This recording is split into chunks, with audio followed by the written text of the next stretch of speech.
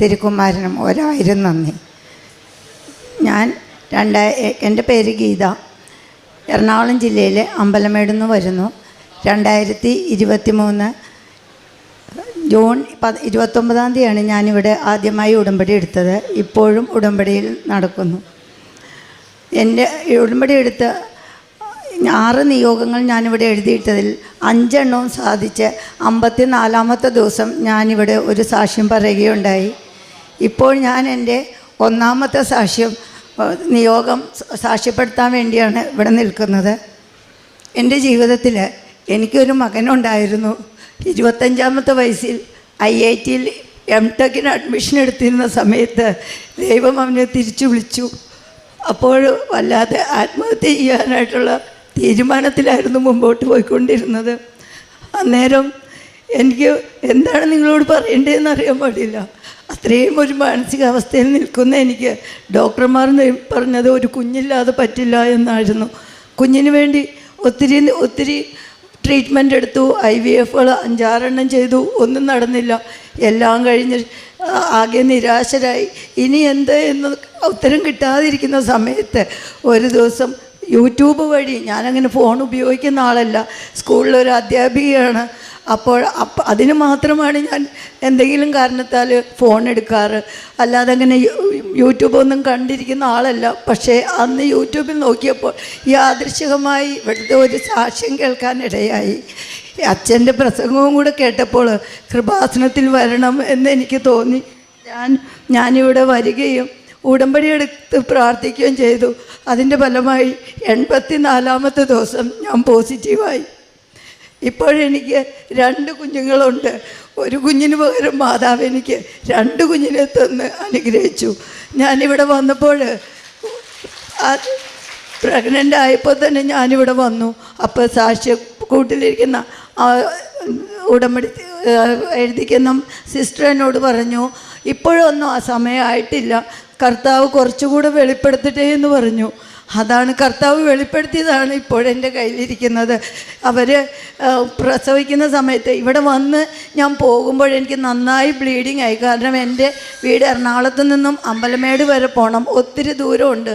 എങ്കിലും അമ്മയെ കാണാനുള്ള ഒരു ആഗ്രഹവും കൊണ്ട് എനിക്ക് എൻ്റെ ശാരീരിക ബുദ്ധിമുട്ടുകളെല്ലാം മറന്ന്, എൻ്റെ പ്രായം മറന്ന് ഞാനിവിടെ ഓടിയെത്തുകയായിരുന്നു.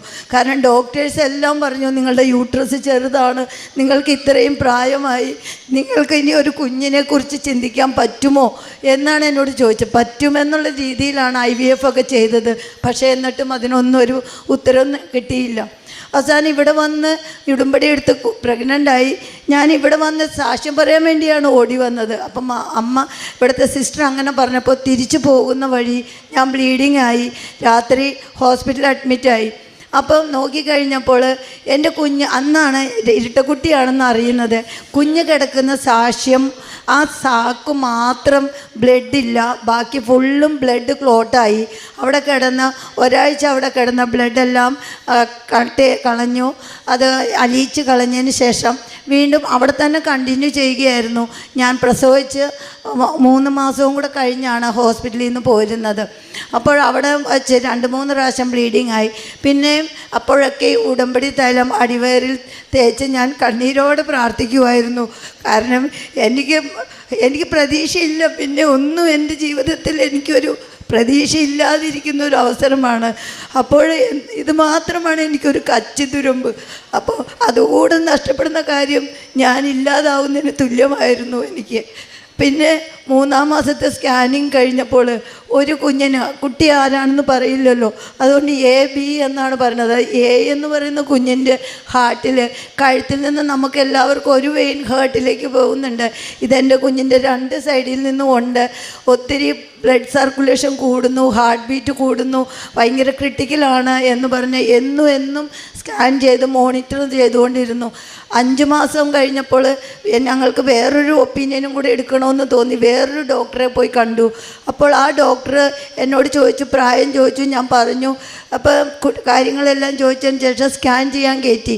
എൻ്റെ മുഖത്തേക്ക് നോക്കിയിട്ട് അവരെന്നോട് ചോദിച്ചു, നിങ്ങളുടെ ഈ പ്രായത്തിൽ ഇത്രയും ചെറിയ യൂട്രസിൽ ഇത്ര ഹെൽത്തി ആയിട്ട് 2 കുഞ്ഞുങ്ങൾ കിടക്കുന്നത് ഒരു അത്ഭുതം തന്നെയാണ്.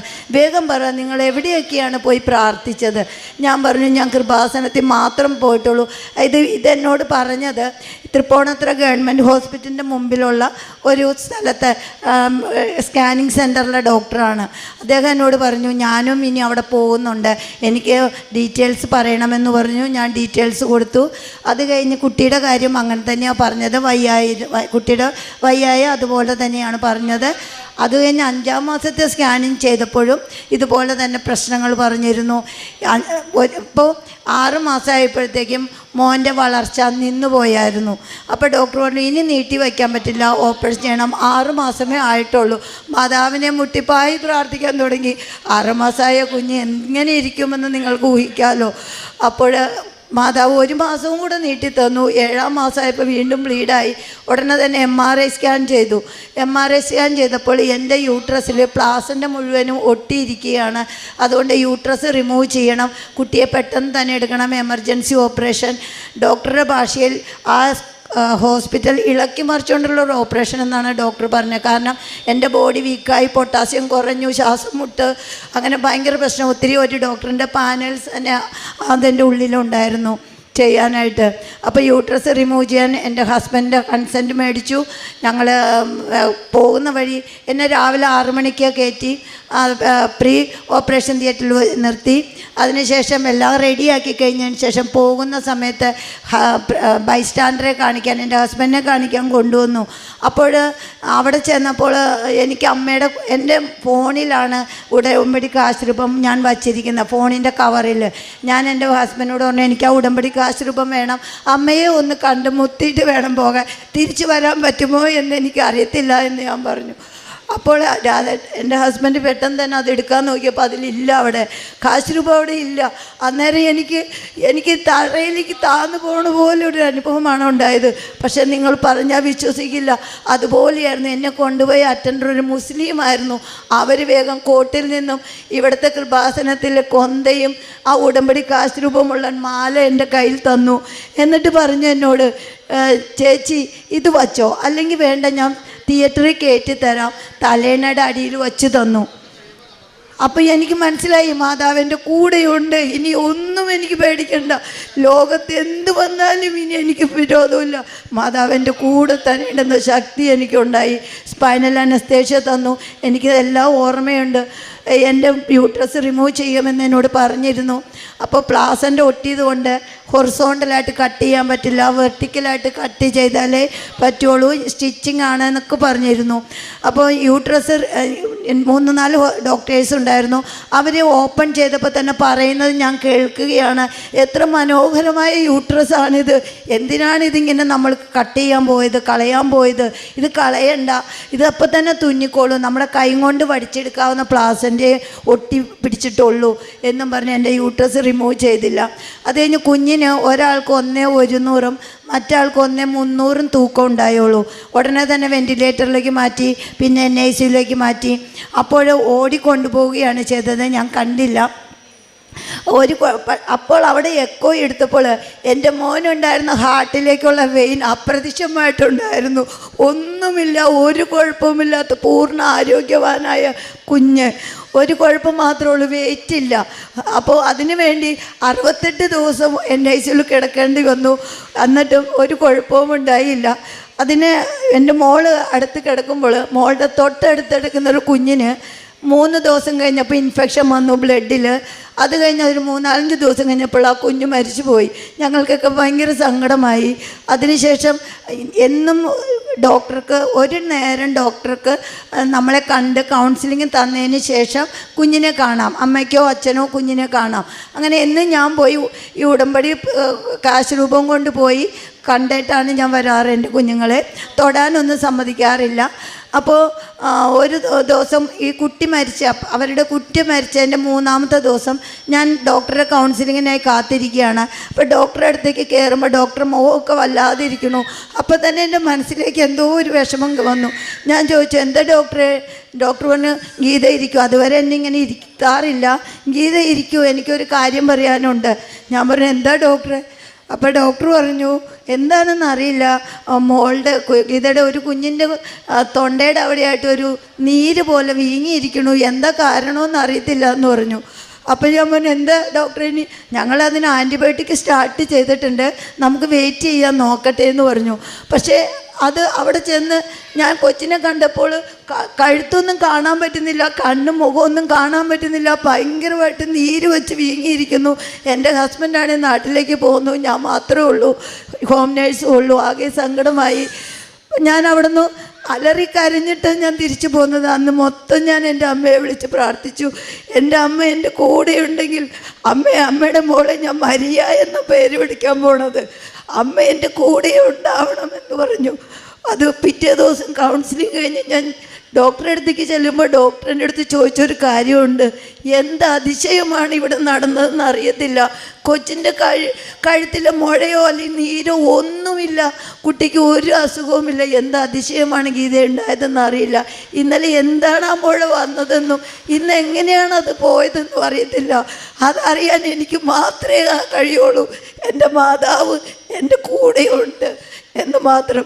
ഇത് കഴിഞ്ഞ് 68ാമത്തെ ദിവസം ഞാൻ എൻ്റെ കുഞ്ഞുങ്ങളെ കൊണ്ട് വന്നു. ഇപ്പോഴവരെ സാക്ഷ്യപ്പെടുത്താൻ വേണ്ടി, എൻ്റെ മാതാവിനെ കാണിക്കാൻ വേണ്ടി ഞാൻ കൊണ്ടുവന്നതാണ് എൻ്റെ കുട്ടികളെ. ഇനി എനിക്ക് മരിച്ചാലും ഇവിടെ നിന്ന് മരിച്ചാലും കുഴപ്പമില്ല, അത്രയും ഞാൻ എൻ്റെ മാതാവിൽ വിശ്വസിക്കുന്നു. എൻ്റെ പ്രിയ സഹോദരന്മാരെ, നമ്മൾ മനസ്സുരുക്കി പ്രാർത്ഥിച്ചാൽ നമ്മൾ നടക്കാത്ത കാര്യങ്ങളൊന്നുമില്ല. നമ്മൾ ചോദിക്കുന്നത് എന്തോ 100 ഇരട്ടിയായിട്ട് മാതാവും തിരുക്കുമാരനും നമുക്ക് തരും. നമ്മുടെ യേശുദേവൻ, നമ്മുടെ കർത്താവ് നമ്മുടെ കൂടെ ഒപ്പമുണ്ട്, എപ്പോഴുമുണ്ട്. നിങ്ങളുടെ ഓരോരുത്തരുടെ നിയോഗങ്ങൾ നടന്ന് ഇവിടെ വന്ന് സാക്ഷ്യം പറയാൻ ദൈവം അനുഗ്രഹിക്കട്ടെ. അതിനായി പ്രാർത്ഥിക്കുന്നു. നന്ദി, നമസ്കാരം.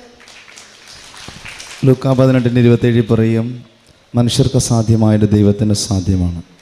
യോഹന്നാൻ്റെ 14:14 പറയും, എൻ്റെ നാമത്തിൽ നിങ്ങൾ എന്ത് ചോദിച്ചാലും ഞാൻ നിങ്ങൾക്കത് നൽകും.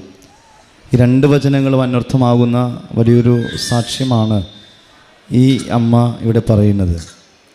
25ാമത്തെ വയസ്സിൽ ഏകമകനെ നഷ്ടപ്പെട്ട ഒരമ്മ 54ാമത്തെ വയസ്സിൽ 2 കുഞ്ഞുങ്ങൾക്ക് ജന്മം കൊടുക്കുന്നു.